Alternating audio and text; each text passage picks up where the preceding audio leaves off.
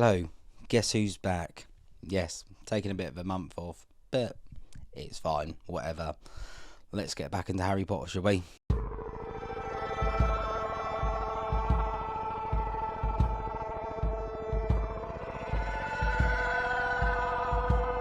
Now we can tell that Harry Potter's getting a little bit darker because it opens up in a Muggle graveyard. See, now as we find out later, this is the senior Tom Riddle's grave. And again, I just want to reiterate the fact, this is a Muggle graveyard, but this guy's so rich that he made his tombstone out of the ground and it's got the Grim Reaper on it. Now that is some fuck you money if I've ever seen it. After the graveyard, we then see the housekeeper for the Riddle household look up to see the lights on. But the only issue is that he looks up before that light come on. So maybe he should be the one taking over divination classes, because I think he's a little bit more psychic than a certain teacher. Just saying. What did he say? He then goes to inspect the house to see that the light was turned on basically by a load of wizards. Well, he doesn't know that at the time. But the only issue I've got with this is the fact that he hears a conversation about them killing someone. He doesn't even know that it's a school kid or anything, but one day he still hears about them wanting to kill someone. See, he went up there quite quietly. He could have easily snuck back down again, called the police or anyone for help, and then, I don't know, got things sorted a little bit quicker. But again, we wouldn't also have the rest of the film if anything like that happened. But then saying that, wouldn't he just kill all of them anyway? Oh well, shit happens. Then we see what I like to call prune Voldemort, because he is very decrepit and very like you know the bit at the end of Deathly Hallows when you see him underneath the chair. He's in basically that state, 'cause I think we see it a bit later, and also a little bit in the scene, kind of see like the side of his head like But you're telling me that little prune there can hold up his wand and be like, Avada Kedavra, So I can give our guest a proper greeting. Avada Kedavra! That ain't happening. I'm sorry, he has not got the strength. Harry then wakes up from his dream of what's actually going on like hundreds of miles away in the Weasley household. Obviously they go down, get breakfast, do whatever. They then go along and see the Diggories. Only thing is though, Edward Cullen, he might love climbing trees, but why did they have him climb a tree in this and be like, you right guys, I'm going to be a vampire in a couple of years and this is my audition tape for it. They then go along to the manky old boot at the top of the hill.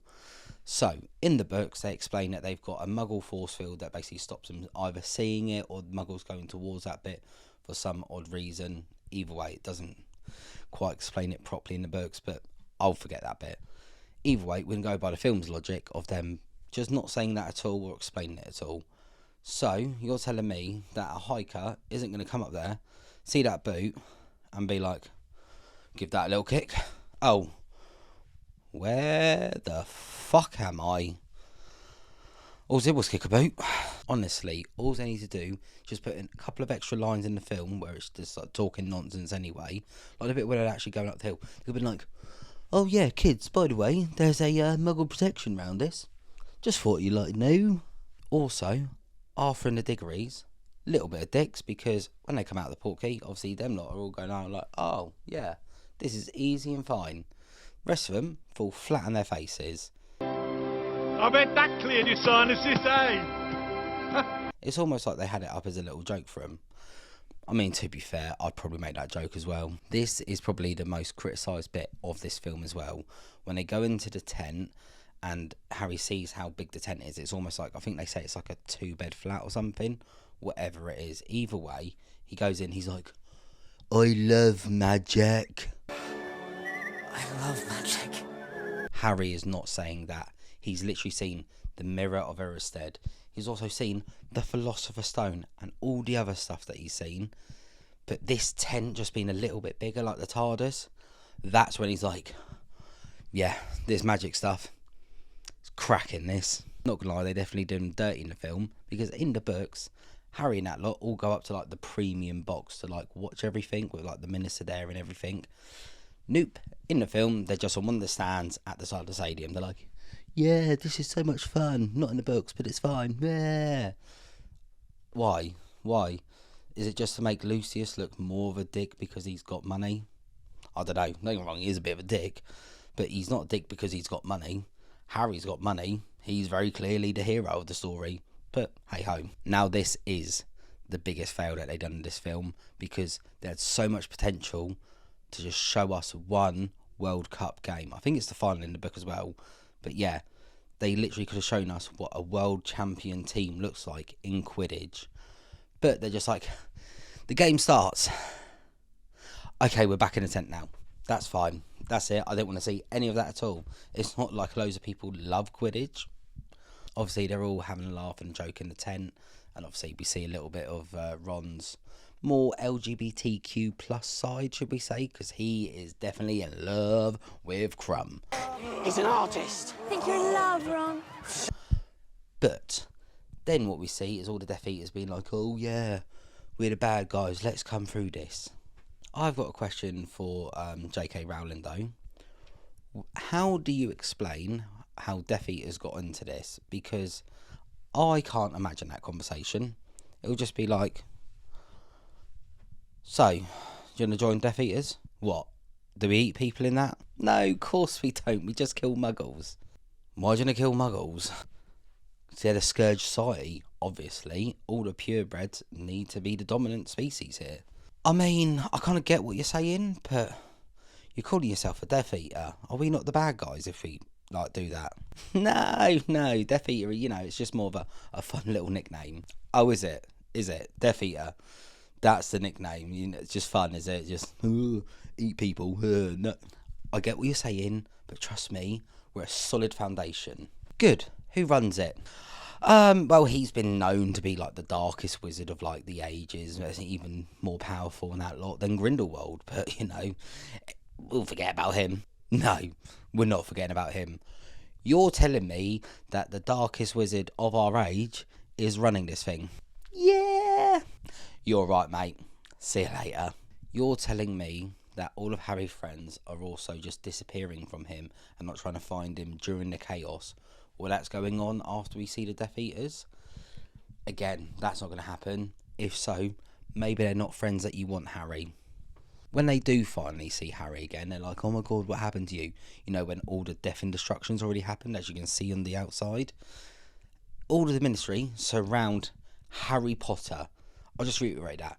They surround Harry Potter and accuse him of being the one who does a dark mark. They do know that he's already fought in, like, Voldemort, twice at this point?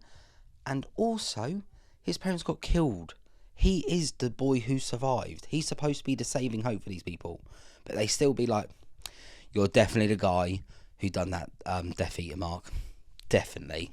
Yeah, we've got him, boys. We've got him. After this, it just jumps straight to Hogwarts. Well, to be fair, I'm not too bothered about, because, I mean, what else are they going to say on the train? Meh, whatever. Then obviously everyone gets in and we see the big thing where all of them come in. So you get Bo Batten come in first, and I mean, to be fair, that's exactly what I imagine when I think of French women. Don't judge. Then we see Durmstrang come in, and obviously they're all big, powerful men. They got their big canes and everything, like, you know, Merlin would have or whatever.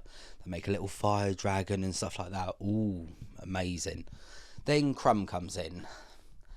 This is where I'm taken out of it a little bit.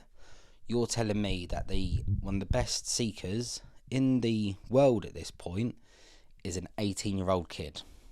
I mean, don't get me wrong, there's been prodigies and stuff like that. But you're telling me that there is no, say, 20, 30-year-old who could even compare to this kid, if not be better?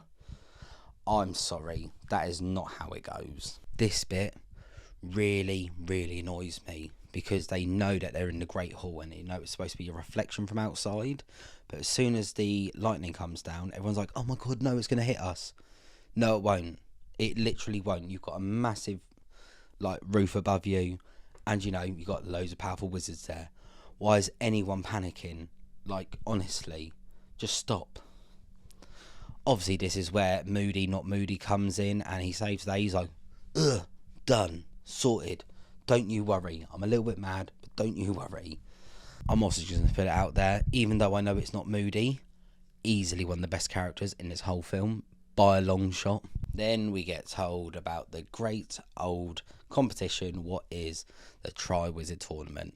Well, in this one it'll be the Quad Wizard Tournament, but we'll forget about that. The one thing that I've always found weird though is that when you look at the trophy, it says Wiz. I'm sure it's got Wizard all round it and whatever, but the only bit I can really like distinctly see is Wiz. Now, for anyone who's not British, in England, that is also a nickname for something that we do when we go and take a piss. So that is just hilarious to me, and especially being like obviously a British made film, you'd think they might like correct that error a little bit. Or maybe the editing department were like, this could be really funny. We now have Barty Crouch Senior that comes into the Great Hall, and I'll tell you what, he has come a long way since sweeping roads, and that is saying something. Anyone who didn't get that joke, go and watch Only Fools and Horses. The guy who plays Barty Crouch in this is also Trigger, who sweeps road through all of it. Everyone then goes up to their dorms, and then we see Eagle come into the room with the Goblet of Fire to put the name into it. The only thing is though, is that we find out later that it was actually Barty Crouch Jr. / Moody who put Harry's name into it. So I don't know what they're trying to do with Igor here, because he wouldn't be in there like at all. I know they're trying to set it up to make him look like the bad guy, because we find out later he's a Death Eater, or he's an ex-Death Eater. But it still makes no sense to why it looks like Igor's putting his name in there, because he doesn't do anything bad in this film, like at all. Now we got one of the best lessons that ever takes place in all 7 years of Harry Potter. Probably actually one of the best scenes that have ever been filmed in Harry Potter. Ironically, because it's in one of the worst films. But hey, that's my opinion.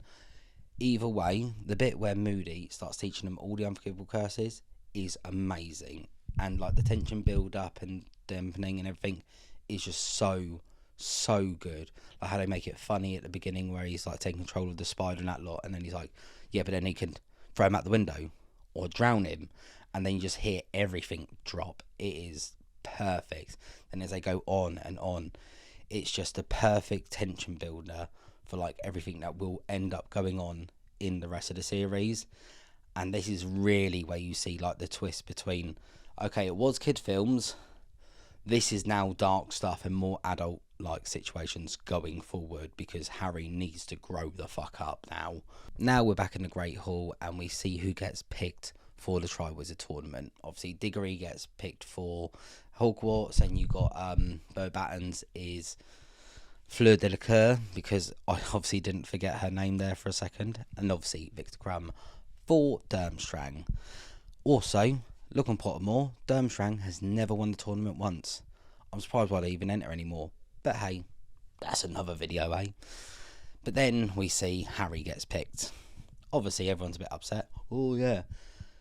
We also know, again, Harry is the chosen one, and people are trying to do him over at any point, especially any Death Eaters.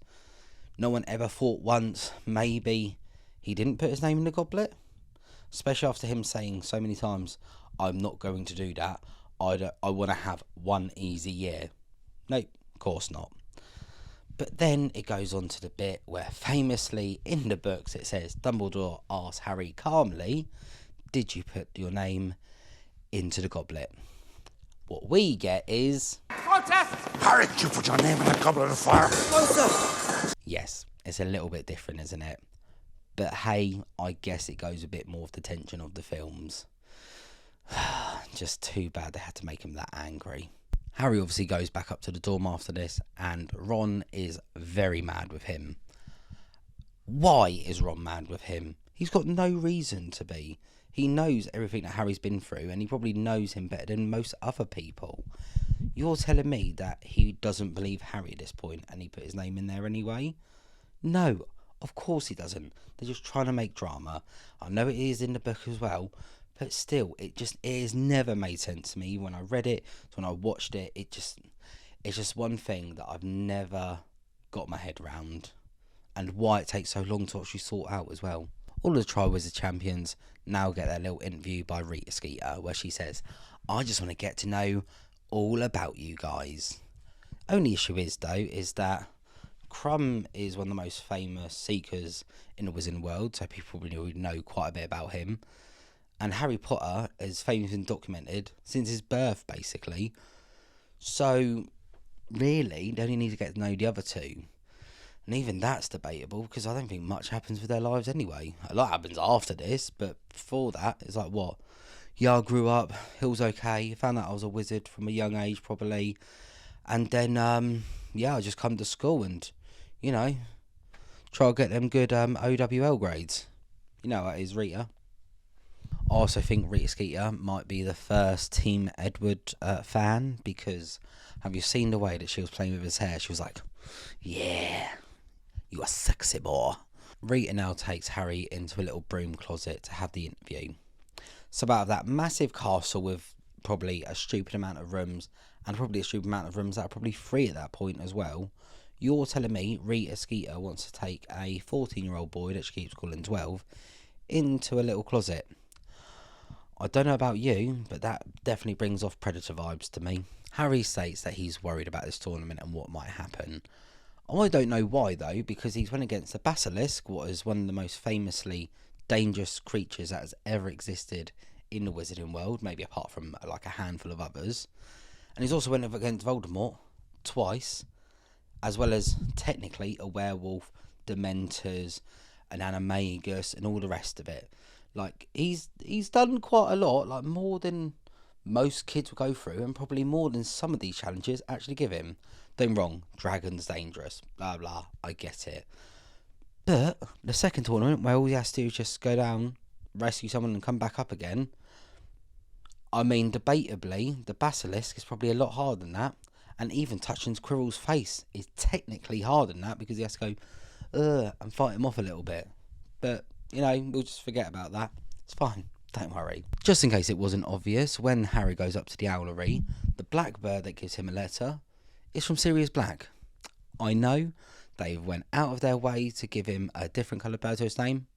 No, they haven't. Of course they haven't. They need to make things as obvious as possible. Also, I'm pretty sure that he's supposed to be using pigwidgeon, or at least in the books. I mean, that surely couldn't have been a hard thing to do, but no, just give him a black owl. It'll be fine. I think it would have been funnier to see a tiny little owl just trotting along, being like, here's your letter. It's fine. I'm really excited about this. In the letter, Sirius is basically going to Harry, you need to meet me at the fireplace at this time. So then we get to that point, and then he goes to him, Hogwarts isn't safe anymore, Harry. This is now starting to turn into, I've got a bad feeling about this from Star Wars, because it is happening, I think, in every single film up to this point. Maybe not Philosopher, but I have to go back and check myself. But I'm pretty sure every single film has had this line in it. I'm pretty sure it also goes on to the end of it, but it's fine, don't worry about it. It's just another little tad bit. The most ironic bit about all of this is, though, is that one of the last things that Sirius says to Harry before he goes is, make sure you keep your friends close, Harry. Ron comes down the stairs and he's like, what do you want, ginger pubes? Nothing, mate, alright? Yeah, that's what I thought. Walk along. Harry then comes out to the courtyard, and obviously Malfoy has to give his little 2 pence in, because we haven't had a dick come into this film for a little bit of a time now.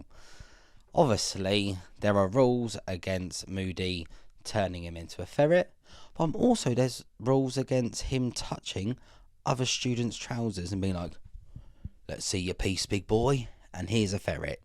We're going to leave it at this point because there is so much more coming up, and I don't want to make this an hour-long video because it's probably already getting on a bit anyway. But I hope you come back next week, because I'll be getting back to my normal schedule now after my little break. And yeah, hope you have a good day. Goodbye.